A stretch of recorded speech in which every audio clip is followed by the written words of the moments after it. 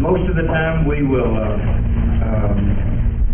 get right down to business, but sometimes you'll find something hidden under your chair. It's not tonight, but we give away a lot of sports stuff. And right now I'm giving away some things to get ready, or getting some things together for our card show that comes up the last Saturday of this month. I believe that's the 29th of this month. And we'll tell you more about that, because it's a great time to bring your son or your daughter or your grandkids or your neighbors or your nieces and nephews. I'll tell you more about that. But right now, why don't you just open up with me to the first session at the starting line with the 5 manhood promises. Now, let me just explain a little bit about your workbook for those of you who've not been with us before. You will see, whenever you finish the lesson, at the back of that lesson, you'll see questions for your small group. There'll be times that I'll give you some new questions in addition to the 2 or 3 here. Now, understand this. Whatever small group you decide to be in, and that's left up to you. And I hope you will be in a small group, because it's the best part of men's fraternity. But wherever you land, you do not have to answer a question. In fact, we ask our team leaders, don't call on anybody. Let them share as they want to, because we don't want anybody to be under any pressure like this. Because for a lot of men, this men's fraternity is the first time we've ever been at something like this. And I'll explain more about that in just a second. But we will have some discussion questions, and you can see that tonight there are just 2 of them. Why'd you choose to join a manhood study like this one? What are you expecting? And then the second question, which of the 5 manhood promises excited you? And that's going to be pretty much it. We're going to dig right into it. And I'm just excited that you're here, because I think by you being here, you're saying, I want to be a better man. And let me tell you something, the world needs better men. It ought to be one of the foremost things on our minds, because you're here to be a better man, and you'll make this world and your home a better place.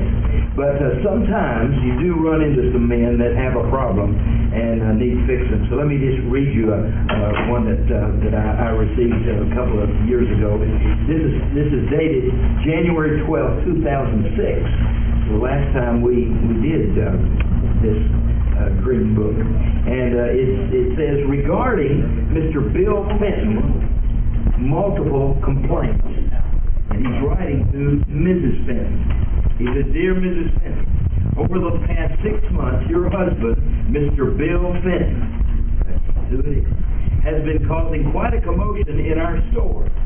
We cannot tolerate this type of behavior and have considered banning your entire family from shopping in any of our stores. Now, how'd you like to get a letter like that? Well, let me ask you, how many of you have? No. Okay. We have documented all the incidents that I'm going to list on our video surveillance equipment. 3 of our clerks are attending counseling from the trouble your husband has caused. All complaints against Mr. Fenton have been compiled and are listed below. And now he begins to list these.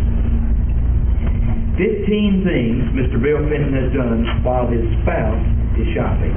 Number 1, June 15th. He took 24 boxes of condoms and randomly put them in little old ladies' carts when they weren't looking. July the 2nd. Set all the alarm clocks and housewares to go off at 5-minute intervals. July 7th. Made a trail of tomato juice on the floor leading to the ladies' restroom.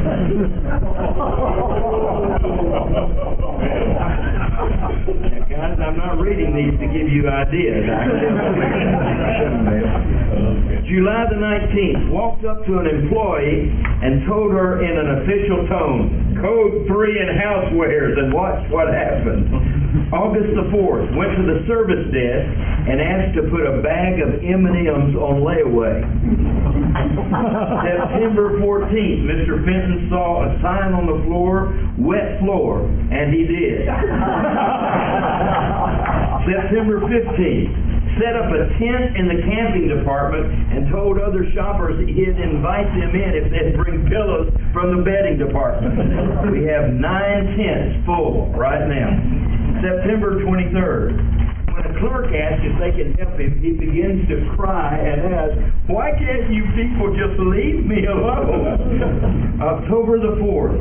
Looked right into the security camera, used it as a mirror, picked his nose, and wiped it on the lens. November 10th. While handling guns in the hunting department, he asked the clerk if he knew where the antidepressants were. December the 3rd, darted around the store suspiciously, loudly humming the Batman theme. December the 6th, in the auto department, he practiced his Madonna look using different sized funnels.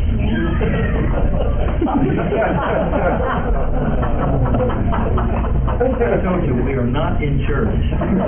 You'll see this as we go along. December the 18th. My grandson did this. Hid in a clothing rack, and when people browsed through, he yelled, "Pick me! Pick me!" He just scared them. They could tell you how to do it. December 21st, when an announcement came over the loudspeaker, he assumes the fetal position and screams, "No, no, it's those voices again!" And last but not least, your husband, Mrs. Fenton, on December the 23rd, went into a fitting room, shut the door, and waited a while.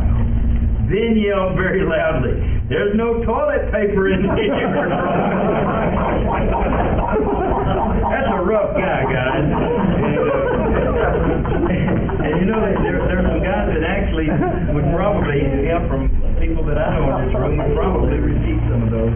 So if you need to call me, first you might ought to call Mike Carper and he'll take care of your bond. I want you to know that we're going to be talking not a lot about women this semester, because I really, frankly, don't know a whole lot about women. The longer I'm married, the less I think I do know. But we're going to talk a lot about men.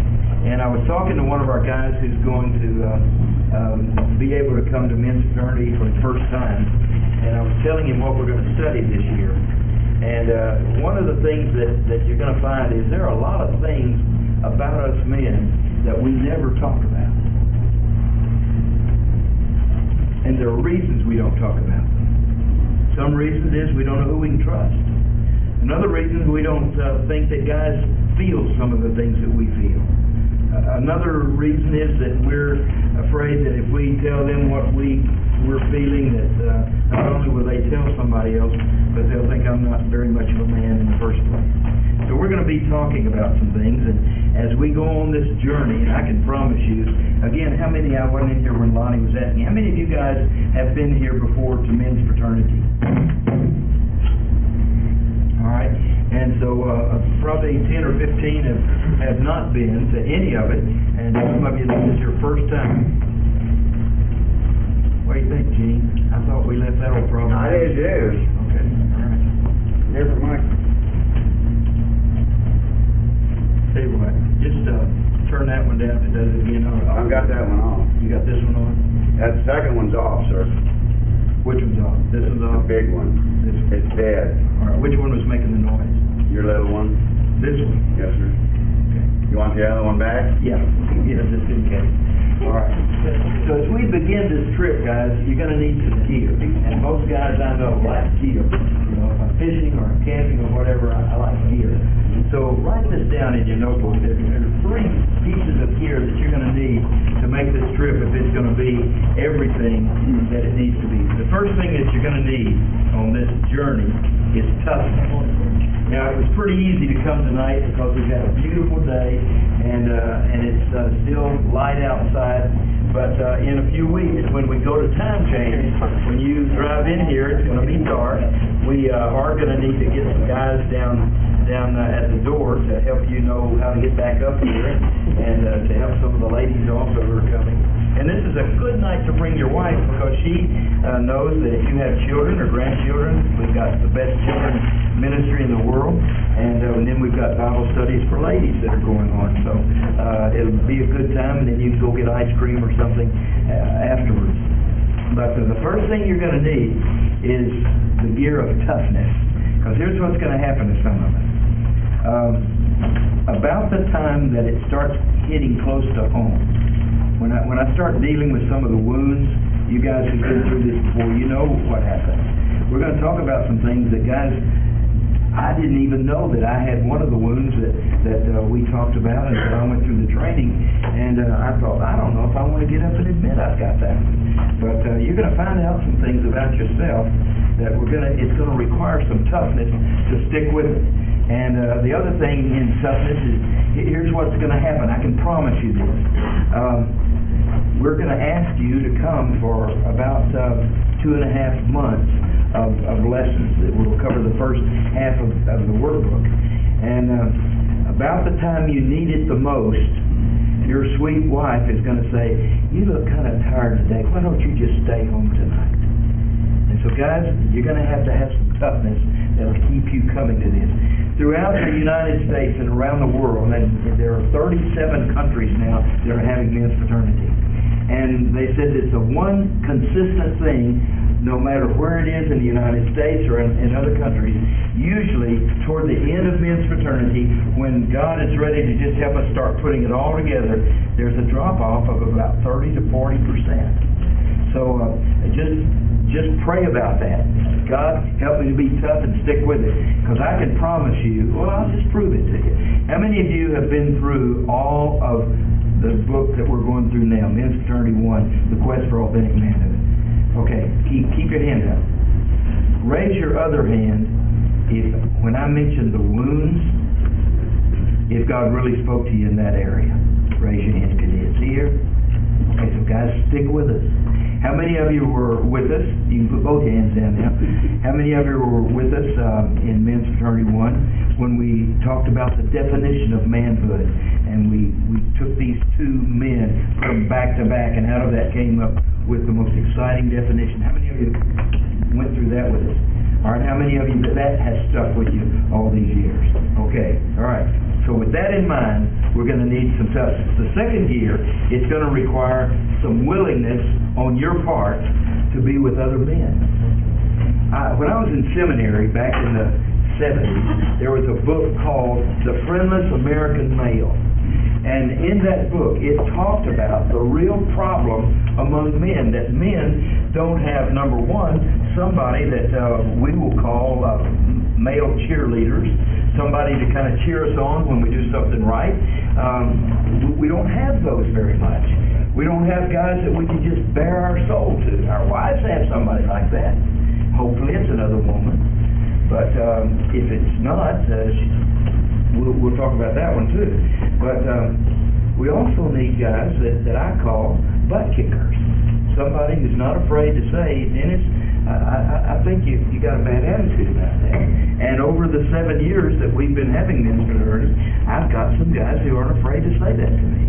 And I need that. It keeps me accountable not only to them, but to Cindy and to the church, my other friends, but especially to God. So it's going to require some willingness on your part not to be afraid to get with a group of men. And so I promise you, it'll work. Now, we've had a couple of guys, when we first started it 7 years ago, there were just some guys that came to me and just said, I just don't want to be around any guys. Can anybody tell me what of the 5 wounds that guy, the one I'm thinking of right now, what wound he suffered from? The mother wound. The mother wound. Very comfortable around women, but dangerously comfortable around women. And we'll talk about this. It's the first time I'd ever heard a study on the controlling mother wound. But we'll talk about that. Then the third thing that you're going to need is you're going to need courage. And that's the courage that's going to require each of us. And I'm going through this, counting my training time, that was 2 times, and then 3 times that we've done it here. So this will be my... We all missed 2. Say it again? What was the second thing? We all missed the second. They missed 2 pretense here. What was the second? Our table just didn't catch it, I'm sorry. Willingness to be with other You're nations. gonna need a willingness. Willingness. This is the remedial table already. Oh, okay, all right. Look at their leader. Do I? Yeah. Could there be somebody that's distracting them or anything over there? All right, okay. All right, let me go through that again. The second thing you're gonna need is what, guys? How many of you heard what I said? Look, wow.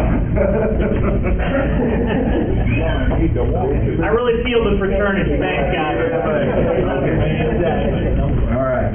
Lastly, number 3, you're going to need some courage to be able to look down inside yourself. Guys, let me tell you something. You'll hear me say this a lot in men's fraternities. We take our ukulele band to nursing homes. Troy and his family sing with us. We see these women who are in their 90s and some who are in their 100s.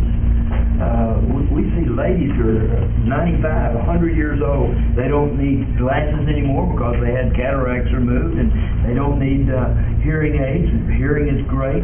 Their mind is great.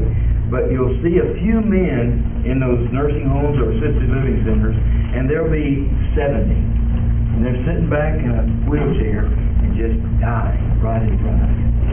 Guys, let me tell you something. It doesn't have to be that way. We've got some guys who will be with us in men's fraternity and masters men who are in their 80s, and one guy, Bill, is in his 90s, and they're not ready to quit. And so you will hear us say many, many times, one of the most important things for a man, whether it's a single man starting out in his work area, or whether it's someone, Benjamin, in high school that's just beginning that part of his life, or if it's someone starting out in marriage, or somebody in a new job, or somebody who's just become a granddad or a great-granddad. Every single area of our life, and there's about 17 areas that we'll mention over the years, but every single area, it's very important, guys, that we finish well. That's vital. That whatever we do, Paul talks constantly about starting and then running a good race and to finish it well. Let me give you some things that I shared the first time we did this, and I don't think I shared it past the first year, but they're called strange facts. Here's some things that you might not know. A duck quack doesn't echo, and no one knows why. Isn't that something? 35% of the people who use personal ads for dating services are argumentative. Only one person in 2 billion will live to be 116 years old or older. Now, this was 7 years ago. That may have changed. It's possible to lead a cow upstairs. Now, we're not talking about girls in Arkansas, okay? I do this song called the Chicken Song, and back when I was speaking in schools a lot, I would sing this song to get the guys. If I ever felt like the guys weren't listening to me, I'd do a song that is on the edge of sex. And so I was singing this song about this heifer, and I asked a guy down at Haltom High School, it's all boys in the assembly, I said, any of you guys know what a heifer is? Boy raised his hand, true story. He said, I think I dated one of those one time, and I said, I bet you did. But anyway, back to this. Another thing we'll do in here is we'll chase rabbits and heifers. It's possible to lead a cow upstairs, but not downstairs. Did you know that? Anybody got a cow at your house? or around your house? Don't quote me on that one. Bring that cow and we'll check it out. All right. A snail can sleep for up to 3 years at a time. No word in the English language rhymes with month. The average lifespan of a Major League Baseball, 7 pitches. And people will go crazy over a $10 ball and break an arm or a leg or a finger and still hold the ball up and be proud. Amazing. All polar bears are left-handed. How many are left-handed in the room? Yeah. Do you know that more of our presidents are left-handed than the right-handed? Same with the astronauts. Left-handers are usually leaders. All right? Americans on average eat about 18 acres of pizza every day. We have about 22 acres here that we eat that much. Now this is important. It is physically almost impossible for you to lick your elbow. Before this day is over, anyone who hears that it's physically impossible to lick your elbow will try to lick their elbow. Now, when we first shared this, remember Troy? Yeah. We first shared this. I said it's physically impossible for anybody well, go ahead and try it, guys. I'll close mine.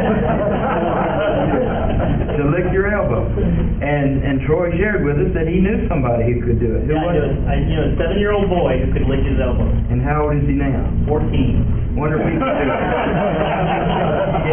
Can you demonstrate it for us? Sure. There we go. All right. It can't be done. I'll give you the next group of tickets. And Race, your grandson can? Absolutely. Did you say, or your son? Yeah. Really? Race can lick his elbow. At the same time? All right. Okay, those are some strange facts. But guys, let me give you the strangest, but it's not funny. Here's the strangest fact of all. There are somewhere around 3 billion men in the world, but most men cannot tell you what a real man is. I have friends in Nigeria, and they have a manhood ceremony. In a lot of what we call third world countries, they have a manhood ceremony. And if you've ever watched some of the channels that like the National Geographic Channel, they'll have the manhood ceremonies where the dads will go and they'll leave the man hut and they'll go and pull this boy out of his mama's hut where he's been staying since he was born, and then he has to go through these manhood ceremonies. Well, you think about it. When did anybody tell you you become a man? And when did you really start feeling it? When did you have an idea, I'm a man now? I was telling one of our new dads a couple of days ago that when my girls were born, it took me until Stacy was 3 and Marcy was about a year old before I realized they weren't toys. I suddenly remembered and realized I'm their daddy. And I have a huge responsibility to them. So guys, we're going to begin to look at what real manhood is. And let me just give you kind of a quick overview. I'm not going to take time for you to write down every one of these, but if you look at that little chart, one of the other things I didn't show you about the book, the great thing about this book, if you want to do it ahead of time, all the answers are in the back of the book. Isn't that great? All you got to do is look back here and it'll give you the session and the part. Here's part Roman numeral 2 and A. And so you've already got the answer. So if you want to do that before you come next week, then you can really give us all your attention, because if you're like I am, if I'm doing one thing, it's hard for me to do another. Okay? Some of you are writing right then, so let me say it again. If you're doing one thing, it's hard to do another sometimes. And you need to use that with your wife. Because what she's going to say to you as you walk out the door, how many of you have noticed that she usually will say something as you walk out the door so that you won't forget her during the day? In fact, you will begin your day with saying, that woman's crazy, as she said. Okay, but that's why a lot of times when we're going out the door and they say, well, you going to Walmart? Yeah. Well, we'll get this, and so you say, okay, and so you're thinking of how to remember that, and you say, oh yeah, get this too, and then you forgot what she told you first. That's the way men are, and use that for everything it's worth. You guys who are 50 years old, how many of you are at least 50? All right, you guys who are 50. Bill Cosby gave me this years ago. He said, there are 2 things that your wife can never counter you with.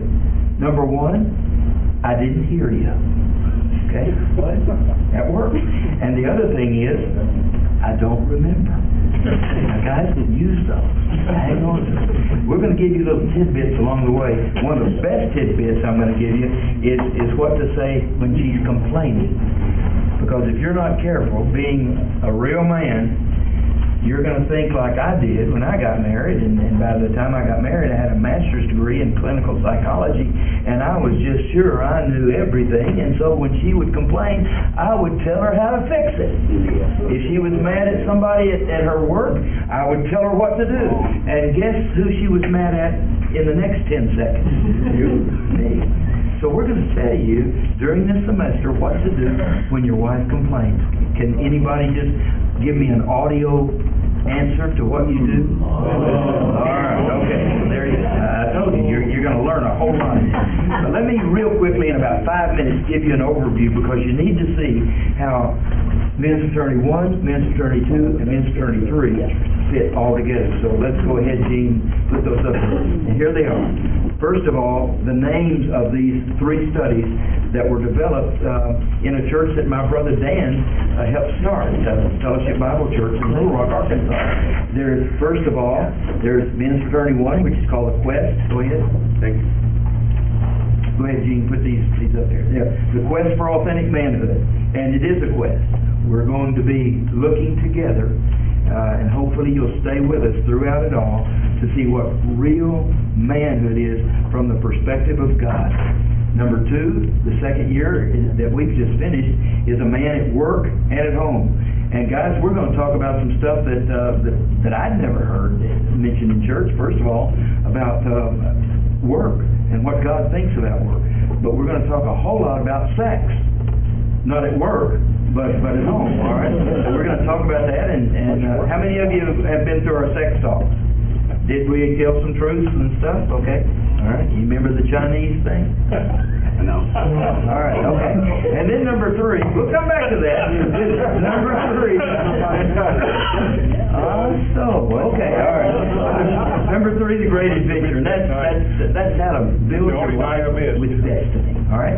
Now, the focus of each of these tonight's study we begin is a man's core identity. Who am I? Why am I here? Where am I going? And most of us, unfortunately, can't answer that. Number 2, or year 2, a man's chief responsibilities at work and at home, and how to keep those 2 balanced. And then a man's chosen destiny. What's happening now, we've got guys who are retiring in their 50s or 60s or early 70s, and used to, when a guy would retire at 65, he didn't worry too much if his Social Security was going to take care of him, because he had enough money to take care of him for the next 2 years that he would live after that. When I was a boy, when they would give a guy a party because he had retired, you pretty well knew what was going to happen to him by the time he was 67, 68. What was that? But now we got guys that are living for 20, 30 years. And it's very interesting, and we'll be talking about that some more. All right, chief elements of each. Man's wounds. Guys, I promise you, I have never had a more helpful study than what Robert Lewis, the developer of all these materials, did when he gathered the best of men's studies from literally around the world, and he came up with the men wounds. Now, we will add a couple of wounds to what you have here and talk about those, and I'll mention those to you later. All right. Be an overview of manhood issues. Year 2, how a man enjoys his work and how he relates successfully not only to his wife, but to his children. And then when we get over to the 3rd year, we'll rediscover what we once dreamed about. And we'll try to pick some of those things up and understand the way you've been designed and why you are the way you are. The major challenges in Men's Fraternity 1, and this is it. Remember a while ago when I said we're going to have some courage? The man in you, or the boy in you, must die. And for every man who becomes a man, we're going to have to deal with some of our boyhood issues that are still with us. Any of you, like I was, when I was about 9, 10 years old, my cousin, a girl who was several years older than I, she taught me the facts of life. They were different than what we boys had talked about when I was 6 or 7. And David Mason called me to meet him at the big tree, and he said, I know how babies are born. So I ran down to the big tree at the end of our street, and David Mason, man, he was ready, and I was ready. I want to know where babies came from. And he said, I'll tell you how it happened. He says it had something to do with going to the hospital and getting naked. Well, oh, for some of you that may sound right. Okay. Anyway, so she taught me. He told me some things that I needed to know when I was a little bit older. But I'll never forget when she walked into her daddy's closet and pulled out some kind of, it wasn't a Playboy, it was some kind of girly magazine. And for the first time in my life, I had this feeling that I'd never had in my life. And I wanted to see it again. One of the things that we're going to talk about is some of those things that we thought would only last a short time have stayed with us. You know that according to the latest survey by the Gallup people, 70% of the men in America regularly or semi-regularly look at pornography. Now, back when I was just starting out in youth ministry, I would hear dads say about their sons who were 13, 14, 15 in my youth program, you don't need to get on to them about looking at my magazines, they're just being curious. And I used to listen to the guys because they were older than I was, and I thought, well, maybe they're right. And then one night I realized, if they looked at something because they were curious, then once their curiosity was satisfied, they'd never have to look at it again. Now guys, one of the things we're going to have to deal with is to have the courage to look down inside us and say, that boy must die. And nobody's going to preach in here. We're not going to chew you out, but we are going to admit that we've got some problems. And that's why always on the first night, I go ahead and tell you that I thought would be over with by the time I was 16. Then I moved it up to 20. Then I moved it to 30. And then 40. That's still a temptation that has to be dealt with. And this is a wonderful way that God has given us to deal with it. So, I'm just telling you right up front, we're going to deal with some of those boyhood things that have been creeping into our manhood and cause all kinds of problems. All right, next, the man in year 2 must step forward, and then 3, the adventurer in you must live, and the passion of each. This one is seizing your manhood. Just to say, okay, my dad never told me some things. How many of you had a dad who was in World War II or the Korean War? Let me see your hands. Okay. We're going to talk about in just a minute some of the real problems of World War II dads. And you'll be amazed at how similar they are. How many of you had a dad who was in Vietnam? The problems that came from Vietnam are even worse than the problems that came with World War II. At least guys came home from World War II and the Korean conflict with some semblance of morality. But our Vietnam vets came home with some horrible things because of what they'd seen in the violence and all the other stuff that was around. Okay, so we will seize their manhood. Year 2, when we talk about work and at home, is establishing our manhood. And one of the things that you're going to do as you get into this, as you get to know some of us older guys, you're going to find that this is the reason that we don't say, okay, all of you who are in your 70s, you get over here, all of you who are in your 30s, get over here. Because you're going to find that some of the greatest ways that you learn about what to do and be in manhood are going to happen in these small groups. For instance, we've got a guy who's been in the church longer than I've been here. He and his wife, W.L. and Carolyn.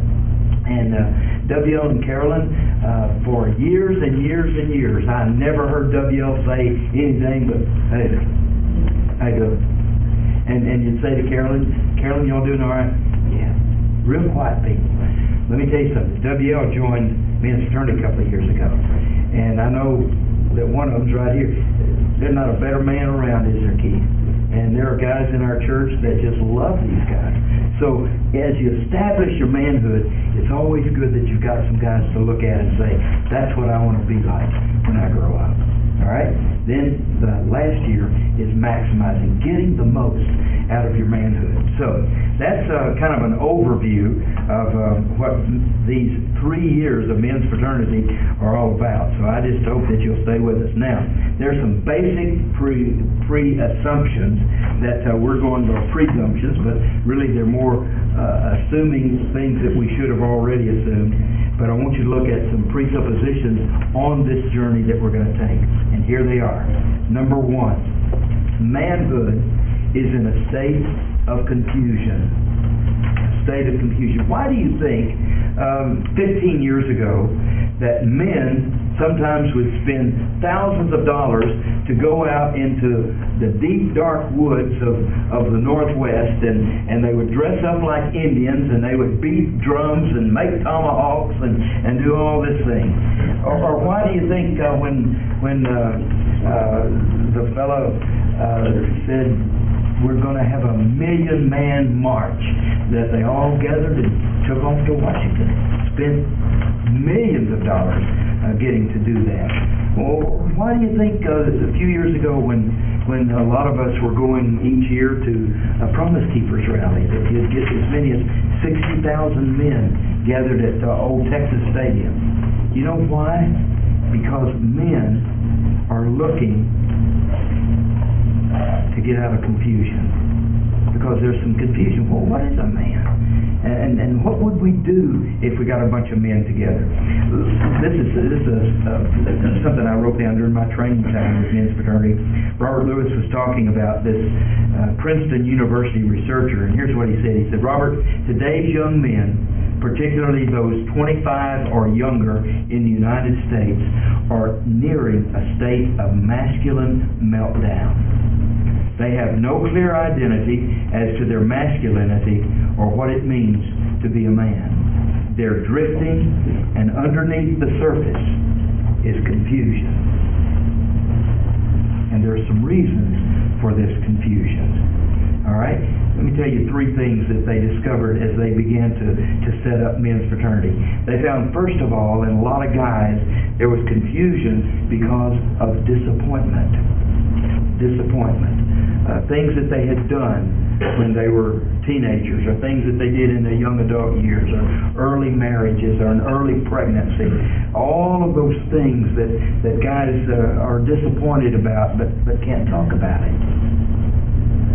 My dad was that way. When he came home from World War II, not too many months after he got home, my mom got pregnant. And I grew up with this dad, this World War II dad, but it wasn't until I was nearly 40 years old that Dad told me about some of the hurts that he went through when his dad deserted them during the Depression. And there are a lot of guys who have disappointments like that, but they never get to talk about them. So there are a lot of folks who have that problem of disappointment in their lives. The second thing is they found there's a lot of pain. Just underneath the surface, there's a lot of pain that's never been resolved. Guys, one of the things that we're going to do is talk about, I'll be talking about my dad and the relationship we had. And you'll hear other guys talk about some of the same thing. We've got a guy who was in the first year of men's fraternity, and because he's gotten weaker and older, he can't come as much, but he stood up in front of our small group one night, and he said, you know what? My dad's been gone about 20 years. He was in his late 60s then. And he said, I don't ever remember telling my dad I loved him.